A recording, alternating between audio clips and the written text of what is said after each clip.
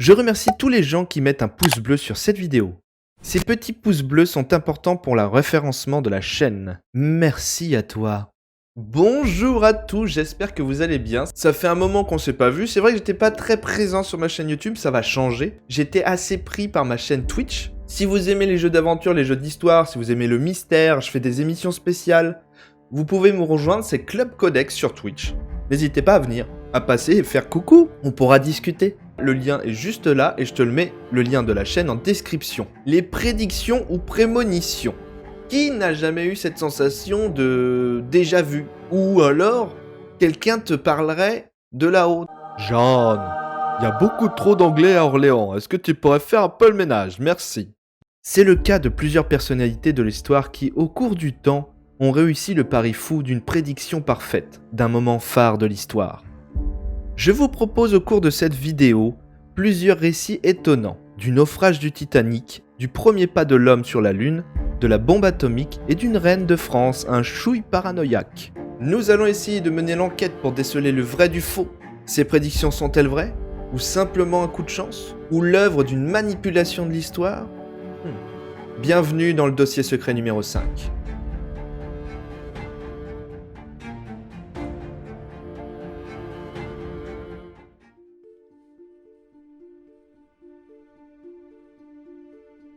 C'était la plus grande embarcation voguant sur les flots et la plus prestigieuse création de l'homme. Toutes les sciences et tous les corps de métier connus de notre civilisation avaient contribué à sa construction et assuré sa maintenance.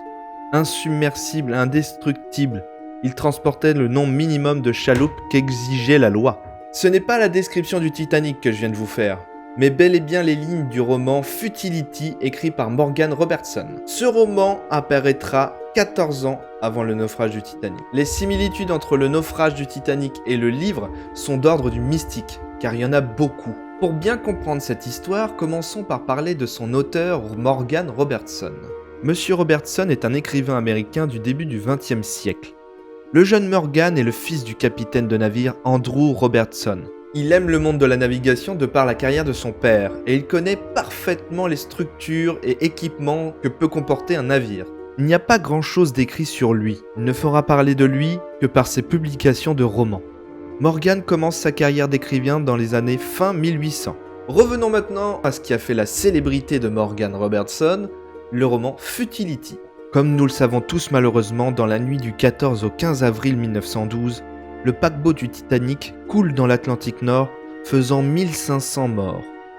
Replongeons-nous 111 ans en arrière. Le Titanic fut créé par la compagnie White Star Line. Il porta ce nom pour défier les océans. Pour son côté insubmersible, le Titanic devait être immortel. Un navire colossal d'une longueur de plus de 269 mètres et pour une vitesse de pointe qui peut atteindre 25 nœuds. 25 nœuds, c'est équivalent à 50 km/h sur une route. Imaginez ce monstre des mers à 50 km/h sur une route. Mon pauvre ami, l'arbre, il est scié en deux. C'était incroyable pour l'époque. Le navire fictif de l'écrivain, quant à lui, se nomme le Titan, mesure plus de 240 mètres, ce qui est à 29 mètres près la mesure exacte du Titanic. Et il atteindra lui aussi la vitesse maximum de 25 nœuds avant de couler. Continuons. Dans ce roman, rappelez-vous, écrit 14 ans avant le naufrage du Titanic, le bateau va traverser l'Atlantique Nord avant de percuter un iceberg en plein mois d'avril. Le Titanic, lui, fera son voyage d'inauguration en avril 1912. Il partira de Southampton en Angleterre pour rejoindre New York City. Il passera donc par l'Atlantique Nord, percutant lui aussi un iceberg de plein fouet. Mais les similitudes entre les deux navires ne s'arrêtent pas là. En effet, dans le récit, le Titan est surnommé l'insubmersible, tout comme le Titanic. Et dans son ouvrage, Morgan Robertson nous décrit précisément tout le déroulé du naufrage de son bateau, qui sont en tout point semblables au naufrage du Titanic. Le nombre de membres de l'orchestre, son système de communication, les principes d'étanchéité des cloisons et la vitesse auquel elles se remplissent d'eau. Et même le moment où l'iceberg a été repéré, soit 30 secondes avant l'impact. Les deux bateaux seront percutés à tribord, donc à droite, et sombrent exactement de la même manière au fond de l'océan. Le nombre de morts sera de 2000 pour le Titan, contre 1500 pour le Titanic, tous deux dus au manque cruel de canaux de sauvetage. Dans une interview donnée après le succès du livre sur son don de voyance, Morgan répondra « Je sais de quoi je parle ». C'est ce qu'a dit Morgan. Il a dit « Je sais de quoi je parle ». Il sait parce qu'il connaît les bateaux.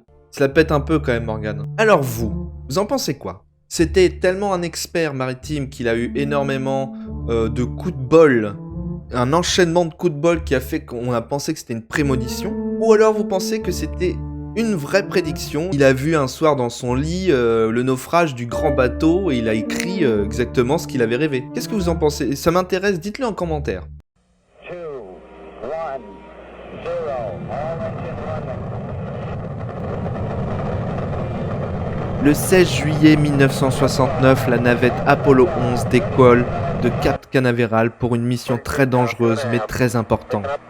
Neil Armstrong, astronaute américain, pose le premier pied humain sur la Lune. De sa célèbre phrase That's one small step for man, one giant leap for mankind.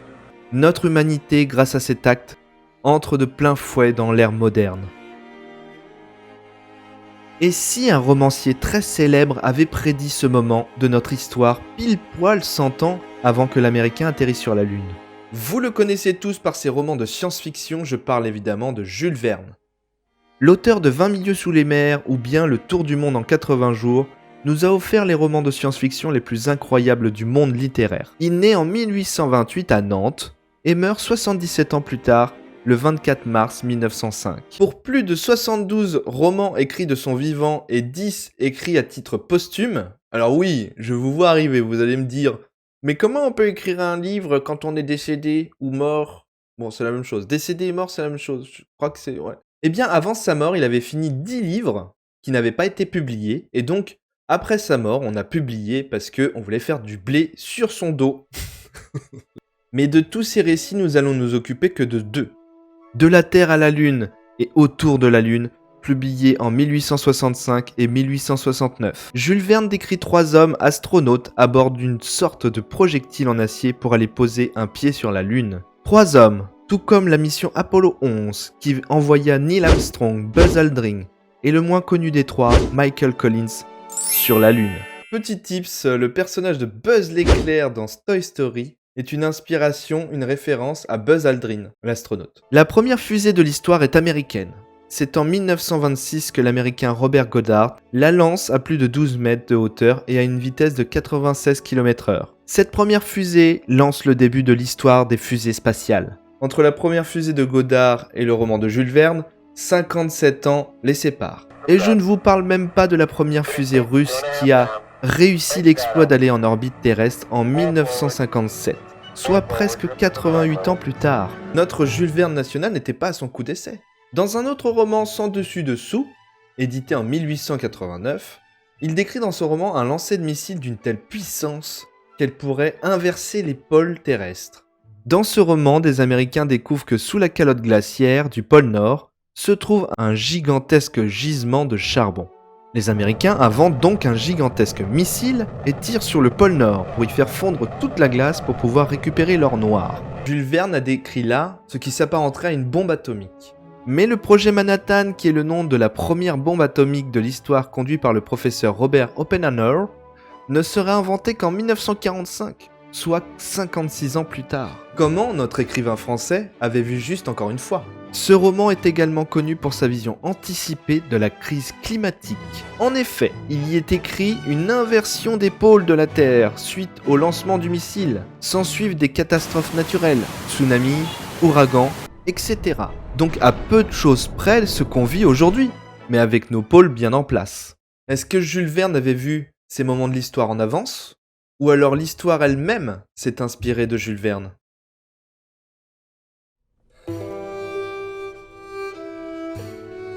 En 1536, Catherine l'Italienne de Florence épouse Henri II, roi de France, et devient dauphine. Ce qui veut dire que si le roi meurt, elle deviendra reine de France, car le roi n'a toujours pas d'héritier. Pas de peau pour le roi Henri II. Lors d'un tournoi de joute, le pauvre se blesse à l'œil et meurt 10 jours plus tard. Catherine devient reine de France. Bon, on va mettre de côté que Catherine elle aime bien les génocides religieux, Entre 10 000 et 30 000 morts en France quand même, hein. La Catherine a été un peu énervée là, ce jour-là. On va plutôt s'intéresser à sa passion des sciences occultes. On connaît tous Nostradamus, le conseiller personnel de la reine. Mais ce n'est pas lui dont nous allons parler aujourd'hui. Nous allons nous intéresser au présage de son astrologue, Côme de Ruggieri, qui lui aurait prédit une information sur sa mort. Car oui, la reine Catherine de Médicis est très superstitieuse. Elle boit des potions, porte des talismans et s'entoure des meilleurs astrologues et voyants d'Europe pour la guider tout au long de son règne. Replongeons-nous dans cette histoire. Côme a une vision et s'empresse de le dire à sa reine. Il aurait aperçu dans les couloirs du château des Tuileries une brume rouge en forme d'homme lui dire que sa reine va mourir près de Saint-Germain. Comme Catherine croit dur comme fer à ce genre de prédiction, et qu'elle a toute confiance en lui, elle quitte sur le champ Paris, car son palais des Tuileries qu'elle est en train de faire construire est proche d'une église, l'église de Saint-Germain. Exit aussi Saint-Germain-en-Laye où se trouve le château royal, résidence favorite de François Ier, ainsi que la luxueuse abbaye de Saint-Germain-des-Prés qu'elle évite à tout prix. En gros, elle évitera tous les endroits qui se nomment Saint-Germain. C'est dingue comment tu peux entrer dans la tête d'une personne aussi puissante que Catherine de Médicis et changer toute sa vie. Que se passe-t-il alors à la fin de la vie de la reine ? En 1589, lors d'une guerre de religion qui n'en finit plus, le roi Henri III, fils de Catherine de Médicis, convoque les états généraux au château de Blois. Et c'est donc là que la Catoche et son entourage se retrouvent eux aussi au château. La reine Catherine tombe gravement malade. Son fils le roi Henri, ayant peur qu'elle trépasse, lui suggère de recevoir un prêtre. Le chapelain de la cour était absent. On fit venir un curé de la paroisse. Sur son lit de mort, elle demanda au prêtre de se présenter. Il répondit à la reine « Je m'appelle Julien de Saint-Germain, Majesté ». L'astrologue avait vu juste. La reine s'attendait à un lieu, mais au final, ce fut un homme de Dieu. Elle est pas incroyable cette histoire. Je la connaissais pas et c'est en faisant des recherches sur les prédictions que j'ai trouvé cette histoire. Elle est vraiment très très cool. C'est tout pour cette vidéo. J'espère que vous avez apprécié le contenu et le contenant. Je vous dis à la prochaine. N'hésitez pas à faire un petit pouce bleu pour le référencement, un petit commentaire si vous avez des choses à dire. Moi, je lis tous les commentaires. Tous les commentaires, je les lis. Hein. Je vous dis à la prochaine pour une nouvelle aventure, une nouvelle histoire. Ciao.